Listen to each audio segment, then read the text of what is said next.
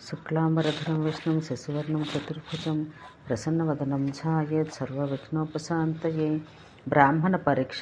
శమ్యువు ఇట్లు చెప్పెను: ప్రవక్తలలో శ్రేష్ఠుడా, పితరులకు శ్రాద్ధకాలాన ఇయ్యబడిందనగా పెట్టబడింది ఏ పదార్థం తృప్తినిచ్చునో, ఏది ఇచ్చిన చిరకాలం తృప్తి ఘటించును, ఏది అనంతమైన ఆనందాన్ని సమకూర్చుటకు ఉపకరించును. బృహస్పతి ఇట్లు చెప్పెను: శ్రాద్ధ విధులు ఎరిగిన శ్రాద్ధమున ఒసంగవలసిన వాని నా వలన వినుము, అంతేకాక వాని వలన కలుగు ఫలితములను యథాతథంగా వినుము. శ్రాద్ధమున తిలలు, వ్రీహి, యవలు, మాసములనగా మినుమలో, జలతర్పణాలు, ఫలములు, మూలములో ఒసగబడిన పితృదేవతలు ఒక మాసకాలం తృప్తి పొందుదురు. మత్స్యములతో శ్రాద్ధమాచరించిన పితృదేవతలు 2 మాసములు, హరణ మాంసంతో 3 మాసములు, కుందేలు మాంసంతో 4 మాసములు, శ్రాద్ధము పక్షి మాంసం పెట్టిన 5 మాసములు తృప్తి వహింతురు.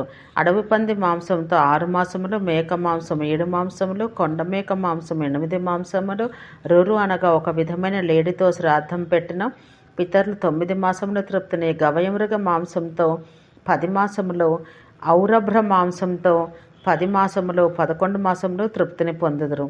ఓ బ్రాహ్మణులారా, గోమాంసంతో శ్రాద్ధం పెట్టిన పితరులు 1 సంవత్సర కాలం తృప్తి పొందుదురు. ఖడ్గమృగ మాంసంతో శ్రాద్ధం పెట్టిన అనంతమైన ఆనందము కలుగును. పితృలోకాన కురఛాయా పర్వతాన తేనెతో, నేతితో, పాయసంతో శ్రాద్ధం పెట్టిన శాశ్వత ఆనందం ఒసగును.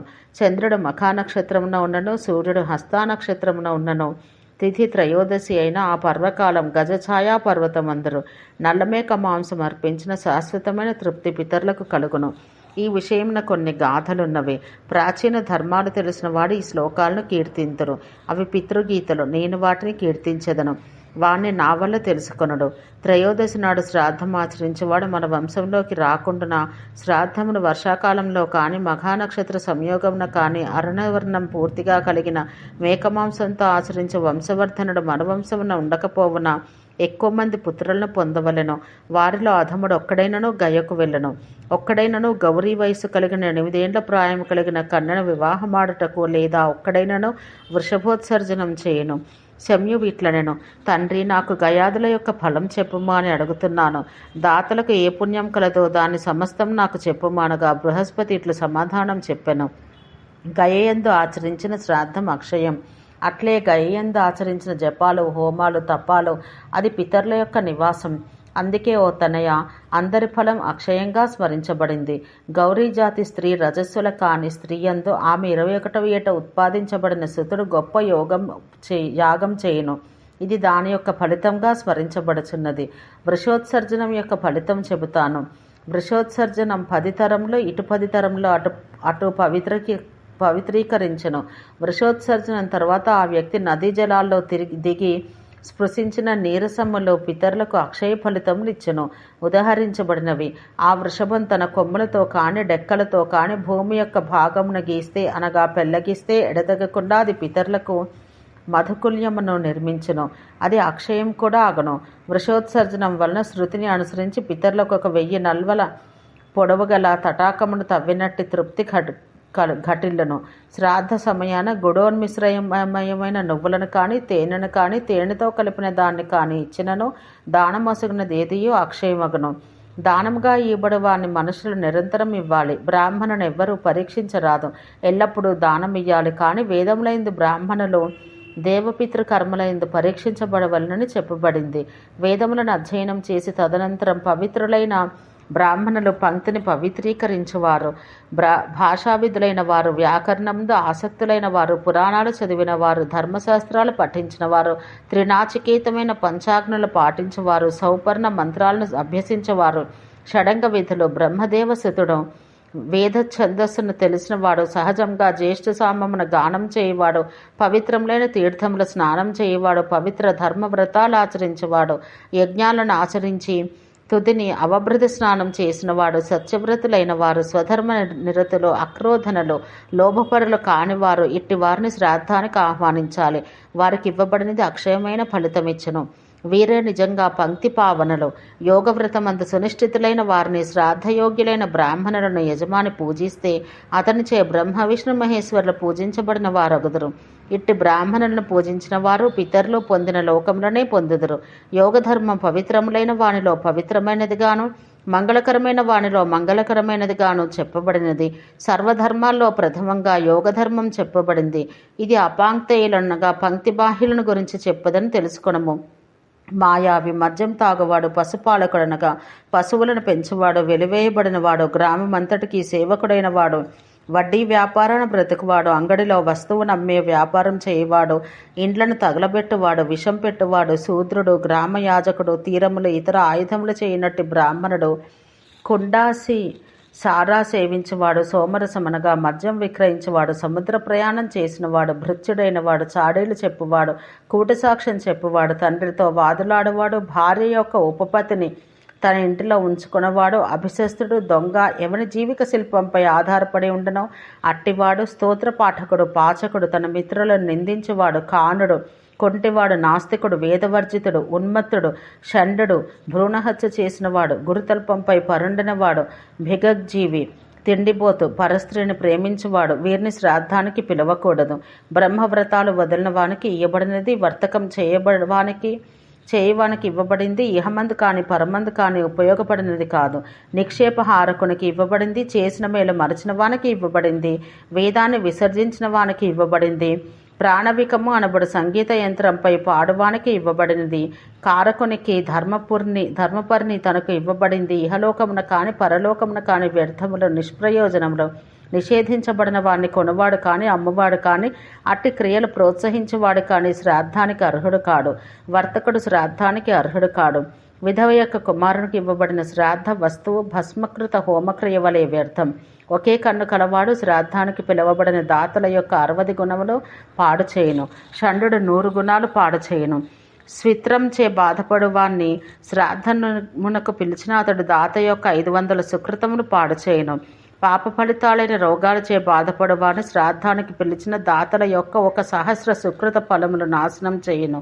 బాలిసుడైన దాత తన దాత ఫలితముల నుండి భ్రష్టుడగును.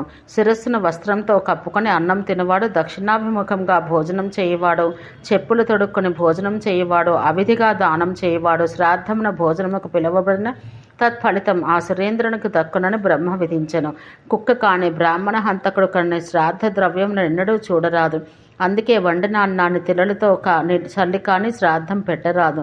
తిలలతో కూడి వండిన అన్నం రాక్షసులకు, తిలలు కుక్కలకు రివృతం చేయబడింది.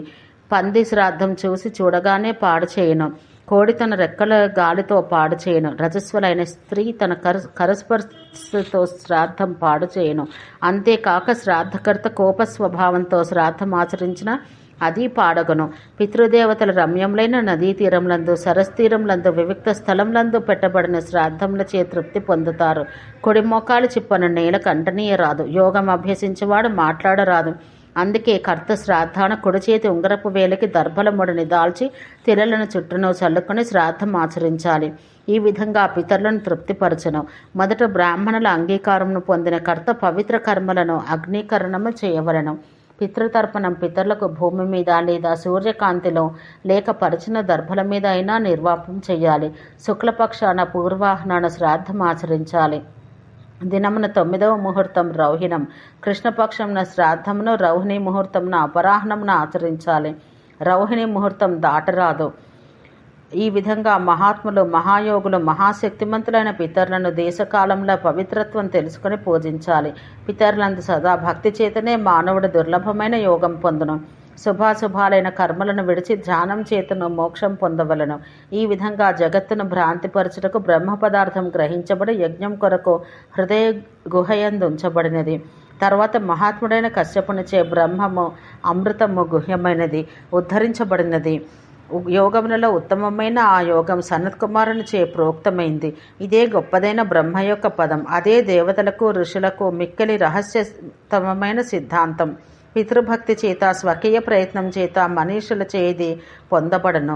సూక్ష్మంగా చెప్పవలనన్నచో పితరుల ఎడ భక్తి కలిగించువాడు పూర్వపరములందు పితరులను భక్తితో పూజించువాడు వీటినన్నింటిని నిస్సంశయంగా ప్రయత్నంచే పొందును.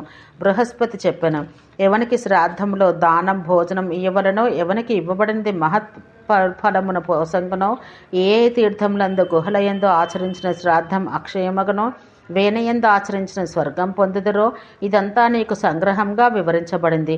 ఈ శ్రాద్ధకల్పం విని ఎవడు మనుషుడు శ్రాద్ధం ఆచరించడో అతడు నాస్తికుడు.